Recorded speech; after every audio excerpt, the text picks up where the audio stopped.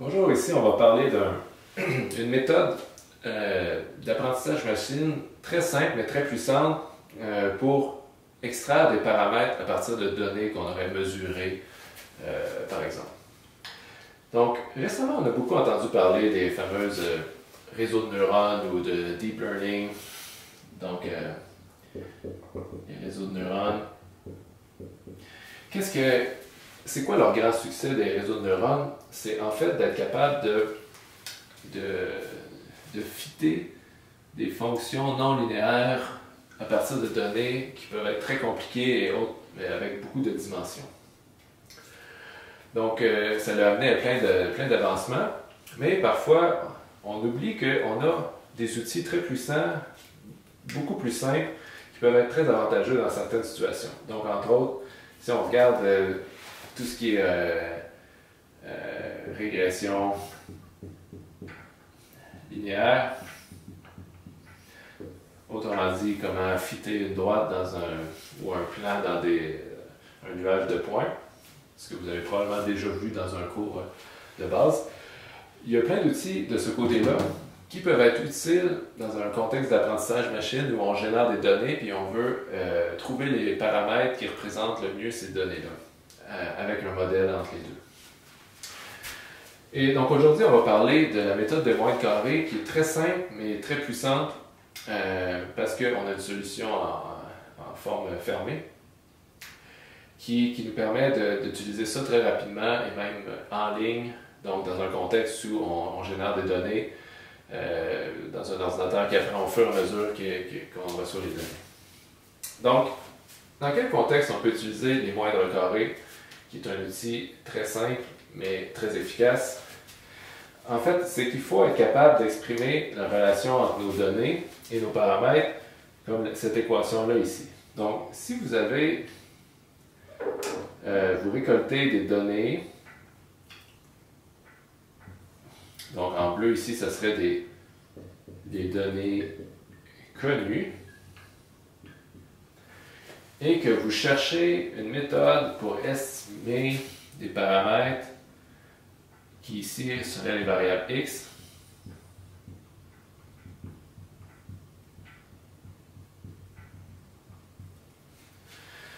On peut utiliser les moyennes carrées si vous êtes capable d'exprimer votre problème sous la forme j'ai une donnée est égale à une donnée fois un paramètre, plus une donnée fois un paramètre, plus une donnée fois un paramètre, etc. Donc, à première vue, on peut penser que ça ici, ça se limite à des situations très simples où on a une relation linéaire dans notre système. Mais en fait, même quand on a une relation plutôt non linéaire, on est souvent capable d'utiliser cette méthode-là quand même. Je vous donne quelques exemples qu'à première vue, on pourrait penser « Ah, c'est très non linéaire, je ne peux pas utiliser ça », mais que finalement, on peut utiliser.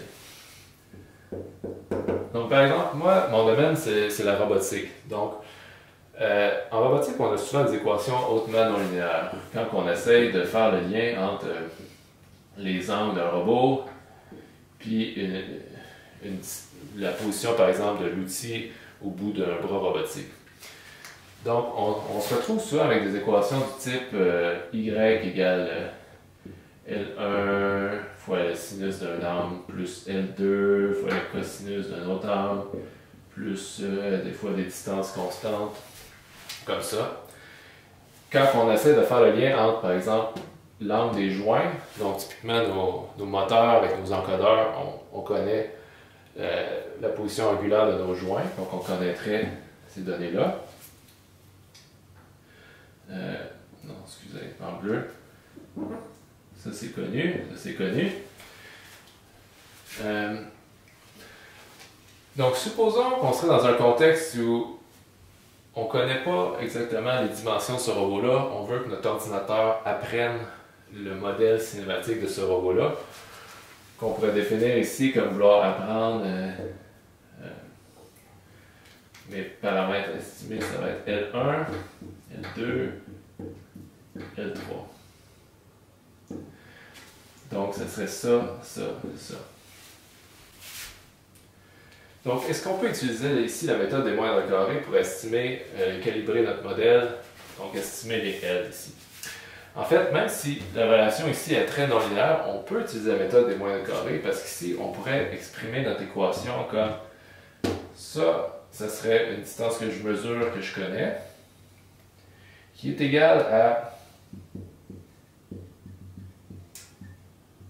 le sinus de θ, que je connais cet angle-là, donc je peux calculer le sinus dans mon ordinateur, fois un paramètre estimé, plus le cosinus d'un autre angle que je peux calculer, je connais cet angle-là, fois mon angle L2, plus, ici, si j'ai un paramètre constant, L3, ici, la chose que je connais qui multiplie L3, ce serait juste 1.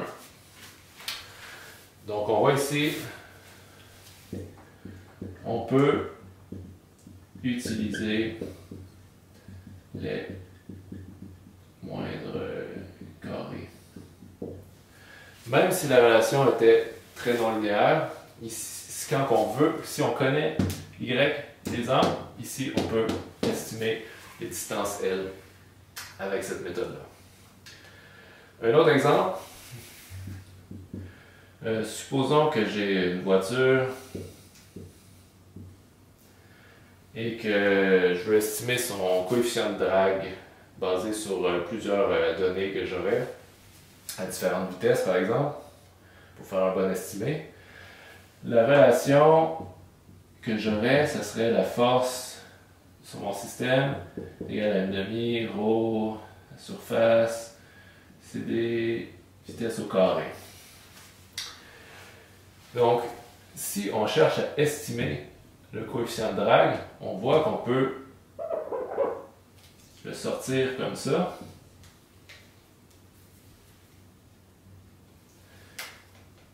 Et si on a des données et qu'on connaît tous les paramètres dans ces deux choses-là, on se retrouve encore une fois avec la bonne structure qu'il faut pour estimer, pour utiliser l'approche des moindres carrés pour faire notre estimation ici du coefficient de drag. Donc si on a des données de force, de vitesse, qu'on connaît les paramètres constants ici, on peut calculer ça, puis on peut faire notre estimé du coefficient de drag. Donc, ça vous donne un peu une idée de différentes situations. On peut m'amener à exprimer notre système comme quelque chose qu'on connaît, égal à quelque chose qu'on connaît fois paramètre inconnu, plus un autre quelque chose qu'on connaît fois un autre paramètre inconnu, etc. Donc ici, à date, je vous ai parlé de la structure des variables inconnues et des variables connues comme ça qu'il fallait avoir pour pouvoir utiliser la méthode des moyennes carrées.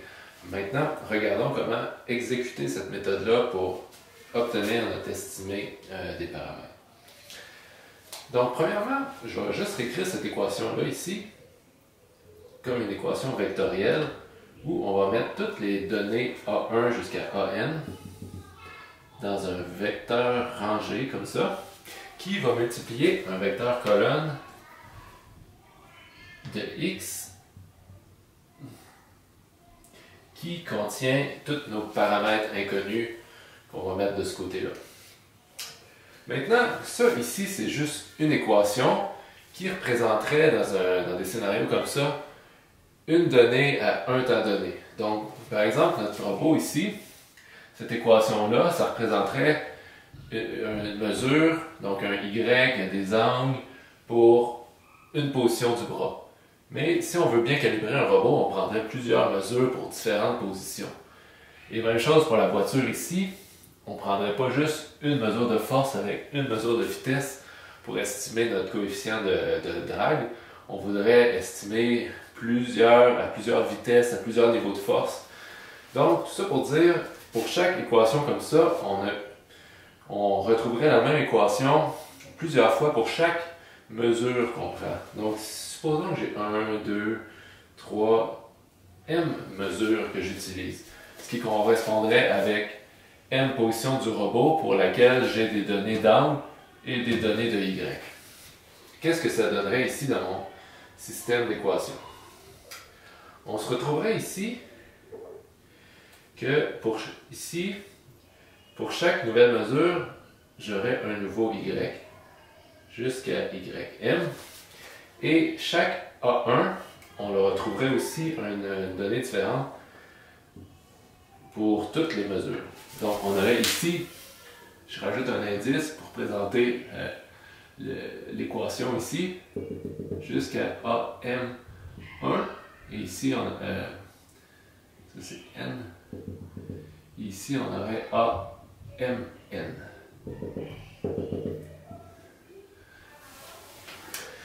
Donc, on se retrouve ici en fait avec un système d'équations où j'ai M équations dans lesquelles j'ai N inconnus. Donc, sous forme d'un système matriciel, on arrive ici avec un système d'équations de type Y égale AX, où mes données ici de mon problème se retrouvent à deux endroits, dans la matrice A et dans mon vecteur Y. Donc, ici, mon vecteur, les dimensions, ce serait m par 1. Ma matrice, elle serait m par n. Puis mon vecteur x, ce serait n inconnu, donc n par 1.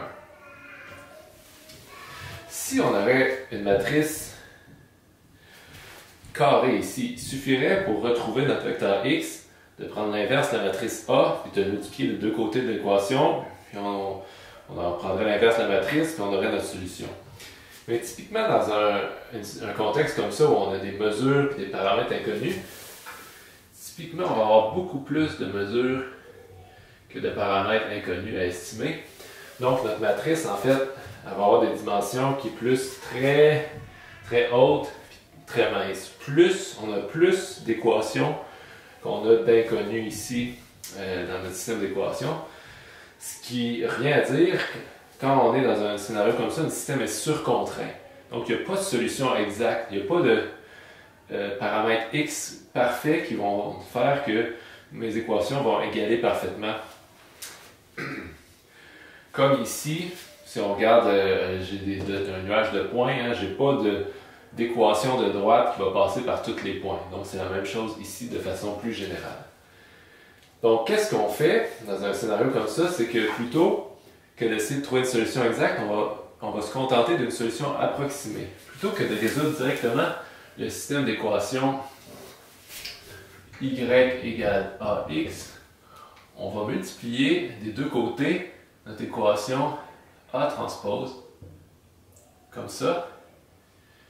Puis ensuite, on va prendre l'inverse, on va multiplier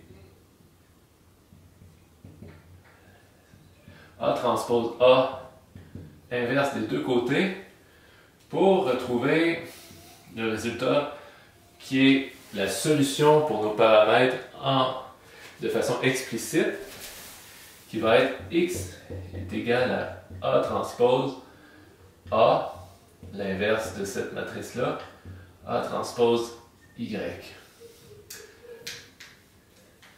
Donc ça, c'est le résultat que vous avez à exécuter dans l'ordinateur pour estimer vos paramètres.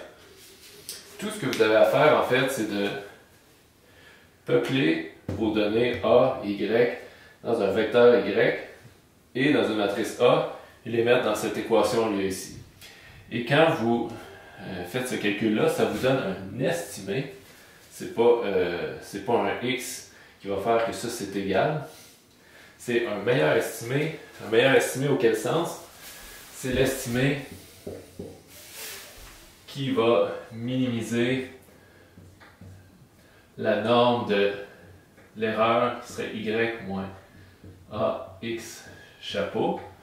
Ce qui est l'équivalent de dire que ça minimise la somme pour toutes les équations de la valeur Y qu'on aurait ici, moins la valeur estimée, si on met nos paramètres estimés ici puis qu'on multiplie fois cette ligne-là, cette erreur-là mise au carré. D'où le nom que c'est la méthode des moins d'un carré. Donc, résultat très utile de façon générale. Si vous êtes dans une situation où vous avez des données expérimentales, vous avez pris des mesures, vous cherchez des paramètres, vérifiez dans un premier temps si vous êtes capable de mettre vos équations sous cette forme-là. Et si c'est le cas, ben, vous pouvez directement utiliser les moindres carrés. Comme ça. Ça, c'est une équation qu'on utilise si on a toutes nos données qu'on a récoltées, puis que là, on est hors ligne, puis qu'on fait notre calcul a posteriori en post-traitement. Toutefois, il existe des variantes. Donc, il y a une forme récursive de ce calcul-là qui nous permet de mettre à jour notre estimé à chaque nouvelle donnée qui rentre en continu. Donc là, on se rapproche plus d'un scénario où notre ordinateur ou notre contrôleur pourrait identifier ou apprendre, si on veut, les paramètres en temps réel au fur et à mesure que les données, il récolte des nouvelles données du système. Et il y a toutes sortes de... La méthode de moyenne carrée, c'est à la base de plein de méthodes. Donc je trouve que c'est un résultat assez fondamental dans le domaine d'estimation des paramètres qui est bien important de comprendre la base comme ça. Et de repérer aussi les situations où on peut tout simplement utiliser notre bonne vieille méthode de régression linéaire qui est les moindres carrés. Voilà.